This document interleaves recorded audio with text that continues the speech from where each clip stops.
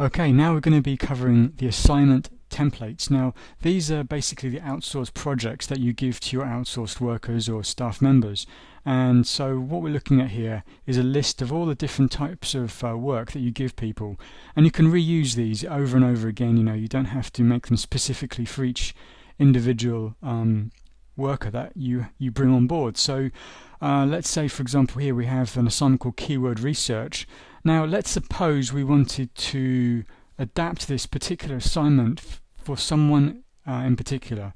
We wanted to make some changes for this. Let's say for example we have a specific website we need keyword research carrying out on. And what we need to do is change that assignment so it's very specific to that. The instructions in the assignment are very specific to that website. Now, of course, what we're looking at here are just really general assignments which can be applied, which can be given to anybody.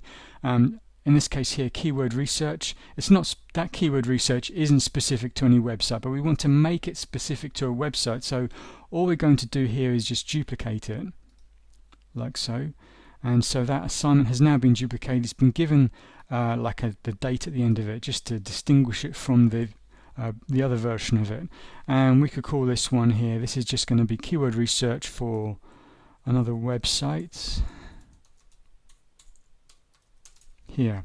Okay, so this assignment is going to be very specific now to that particular website. We can actually make a few changes to it. I'm going to take out that video.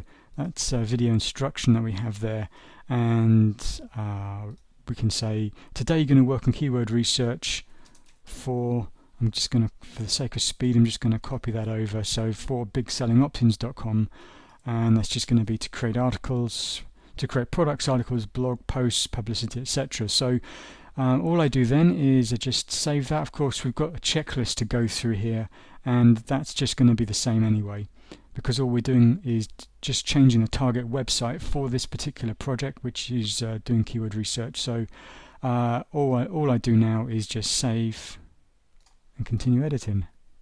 So now that's saved. Okay, so if I go back to assignment templates page again, where we first started with all of this, we can now see that's right at the bottom here. So we have keyword research, bigsellingoptins.com. So that's very specific to that website, and I can actually give that particular assignment to 5 different people if I wanted to. I wouldn't have to continue duplicating it for each individual person who I'm assigning the project to. I just give them exactly the same assignment. But as you've seen, you can actually duplicate assignments and make each assignment specific to a certain website or a certain other requirement. But let's take a look at something else here. We've got these orange ticks here, or checks, and we can see at the very bottom here, this one is not yet active. This is the active column, of course, and we want to make that active. So what we do is we just literally check that box. Oh, by the way, before I do that, it's not active, so this means that if I was to go and give this particular assignment to one of my workers, let's say I wanted to do that, so I'd go to outsource staff, and I'm going to give it to John Abbott. So I'll go to his staff profile, and I scroll down here, and I'm going to add a new assignment for him. Now if I scroll down a bit further, so if I look down my list here, that assignment I've just created or duplicated is not in the list yet because it's not yet active. So I can't actually give that particular assignment to him. So if I scroll up the page, and I'm going to go back to my assignment templates again, and now I'm going to scroll down, and you guessed it, I'm going to make that particular assignment active, just as we have here in the active column. Scroll down, there it is, checked. Scroll down a bit more and click on the activate button. Okay, so if I go down the page, here we are, it's now active. So what I can do now is I can go back to that particular outsourced worker. If I click on that link again, I can go down the page here, I can go to John Abbott, click on the staff profile, and I can assign him that particular project. So let's see now. Add new assignments. If I go down here, we should be able to see it as keyword research bigsellingoptins.com. So there we have it. So I can actually assign that to him, give it a deadline. Let's say it's going to be next Thursday, and then all I need to do is just save all assignments. So now what happened in the background is John Abbott, he's going to get an email from me just to let him know that there's a new assignment for him to complete. And of course, as soon as he's completed it, we can actually see all his live assignments here, and of course as soon as he's completed it, it's going to be listed here, and then as it's going to be listed here requiring payment. Once it's been paid, it's then going to be listed as completed. So there you have it really. That's how we go about doing that. So let's go back to assignment templates again, see if there's anything else I can tell you about. So okay, let's take a look at editing an assignment template. Again, very simple. All we do is just click on edit, and that opens it up completely here. So we're looking at the keyword research assignment again, and from here we can go in and change any detail. Let's say for example we have a checklist item, we wanted to change the order of it. Let's say we're going to move that up to number 2, and I'm going to change that to step 1 and that to step 2, and then I'm going to save it like so. So that change has now been made to that assignment, and that's how you go about it.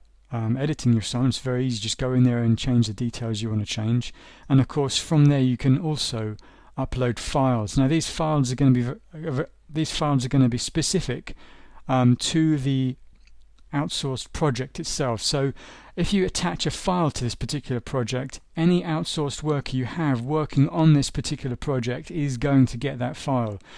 If you wanted to send a file specifically for that outsourced worker, then all you would do is you would just go to their profile page. So we'd list out the outsourced staff, we'd go to their staff profile page, and we'd look at the particular assignment they're working on, and we'd just attach that file to it, as you may have seen before in a previous video.